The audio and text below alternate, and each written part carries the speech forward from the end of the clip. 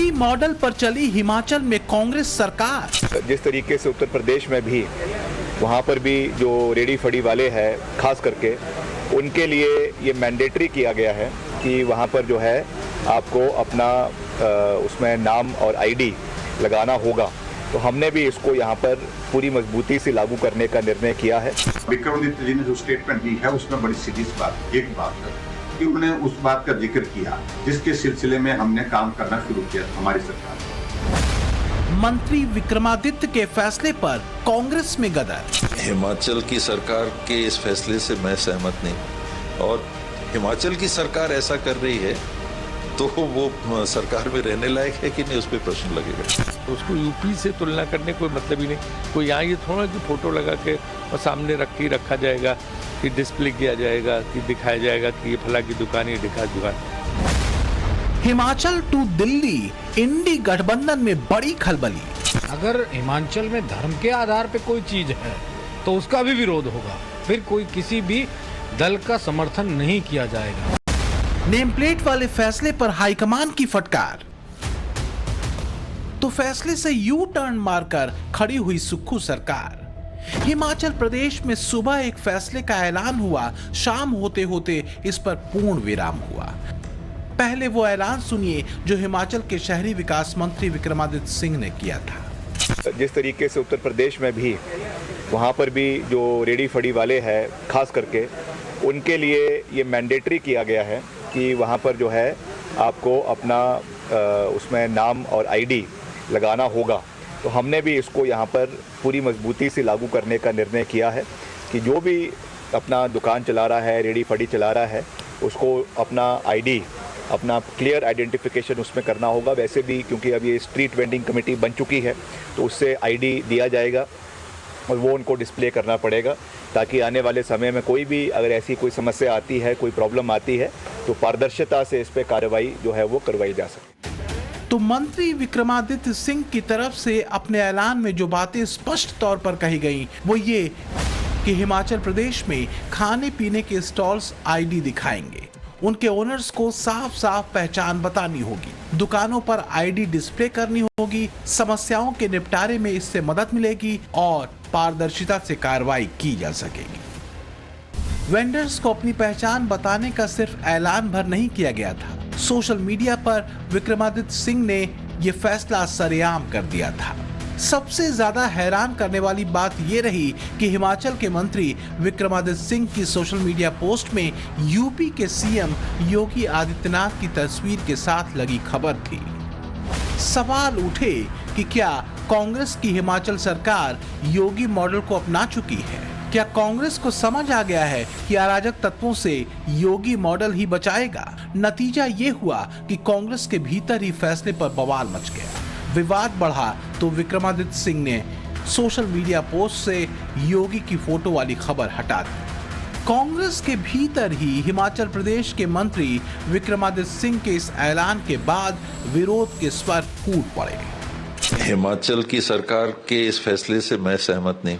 जो मैंने देखा कि एक सोशल मीडिया में वीडियो आया था छोटा कि अल्पसंख्यकों के दुकानों के सामने शटर के ऊपर क्रॉस लगा रहे हैं कि इनका हमको बहिष्कार करना है। ये निंदनीय है और हिमाचल की सरकार ऐसा कर रही है तो वो सरकार में रहने लायक है कि नहीं उस पर प्रश्न लगेगा। दरअसल दावा किया जाता रहा है कि हाल के वर्षों में हिमाचल में बाहर से आने वाले लोगों की आबादी बढ़ी है, खासकर मुस्लिम आबादी। पिछले दिनों एक अवैध मस्जिद के मुद्दे को उठाते सुक्खू सरकार के मंत्री अनिरुद्ध सिंह ने भी रोहिंग्या और बांग्लादेशी मुसलमानों के प्रदेश में होने की बात कही थी, जिससे सियासी बखेड़ा खड़ा हो गया था।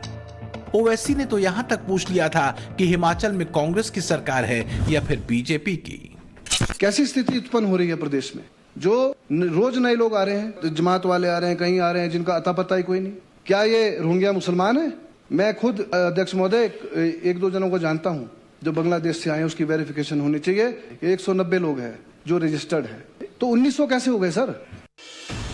तो क्या सुक्खू सरकार के मंत्री विक्रमादित्य सिंह को यह एहसास हो गया कि भले फैसला सही और सख्त था लेकिन उन्होंने पांव कांग्रेस की चादर के बाहर फैला दिए हैं, या फिर हाईकमान ने यह एहसास कराया जो भी हो, पर हिमाचल से बाहर कांग्रेस बड़ी मुश्किल से मुस्लिम वोट बैंक को अपने पाले में ला पाई है और ऐसे में योगी मॉडल का अनुकरण खतरनाक हो सकता है, लिहाजा यू टर्न मार लिया गया।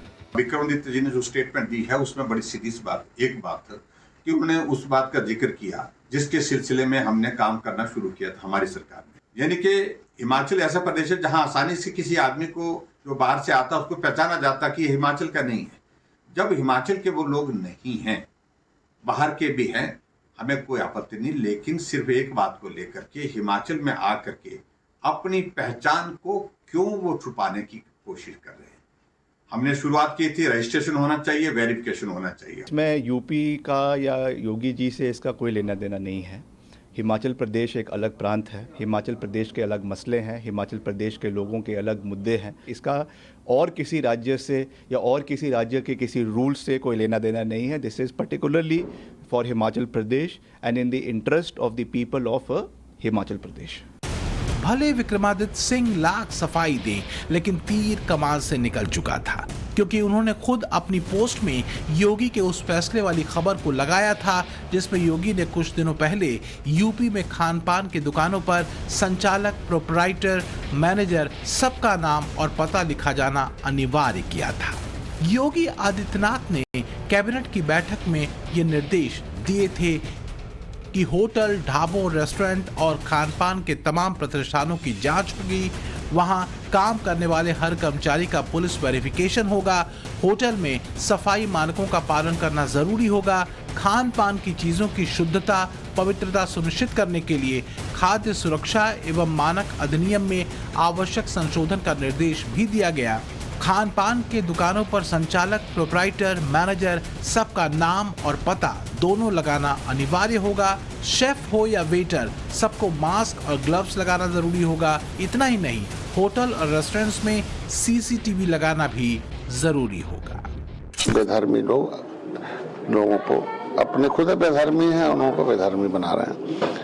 तो उस वीडियो के आधार पर देखने पर लगता है कि जनता में कुछ लोग धार्मिक उन्माद पैदा करना चाहते हैं, जिससे कि वो लोग लड़ जाएं आपस में कि ये है। तो उसकी समरसता कायम करने के लिए कानूनी का सहारा हो सकता है। यूपी में योगी सरकार के खाने पीने की दुकानों पर नेम प्लेट लगाने के फैसले के पीछे बड़ी वजह थी हाल के दिनों में सामने आई ढेर सारी तस्वीरें और वीडियोस, और इस फैसले के पीछे मकसद था पवित्रता और शुद्धता को बरकरार रखने का। मुमकिन है कि यही उद्देश्य हिमाचल के मंत्री विक्रमादित्य सिंह का भी रहा होगा, क्योंकि सूत्रों के हवाले से जो खबर है उसके मुताबिक हिमाचल में दुकानदारों की पहचान करना मुश्किल था।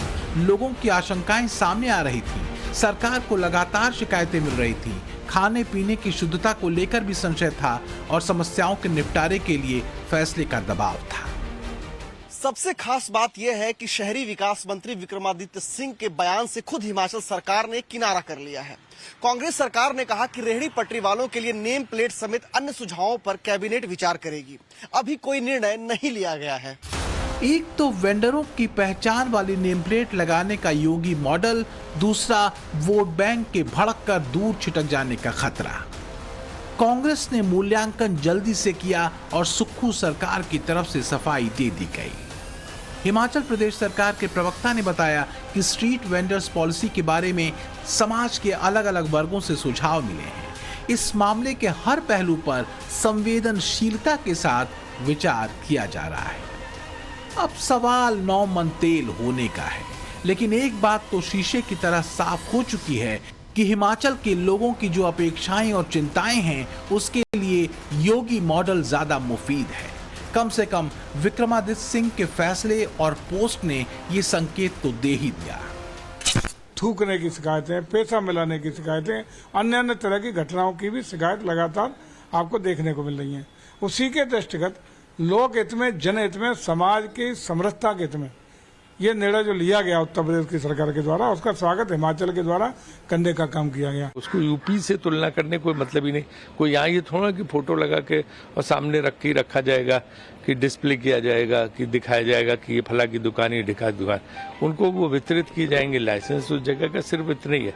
उसको बेवजह का तूल और गलत दिया जा रहा है, ऐसा कोई हिमाचल सरकार का आदेश नहीं है। जिस बात का विरोध होना चाहिए उसका विरोध सभी से है, चाहे वो इंडिया गठबंधन के हों, चाहे फिर और किसी दल के हों। कांग्रेस ने जो बात कही है वो अपना जो भी उनकी तरफ से फैक्ट हैं वो रखेंगे, सामने लाएंगे। तो क्या वोट बैंक के खिसकने के खौफ ने कांग्रेस को यू टर्न मारने पर मजबूर कर दिया? क्या राजनीति और सत्ता के लिए लोगों की सुरक्षा से समझौता किया गया? जाहिर है विपक्ष में बैठी बीजेपी अब ये सवाल पूछेगी।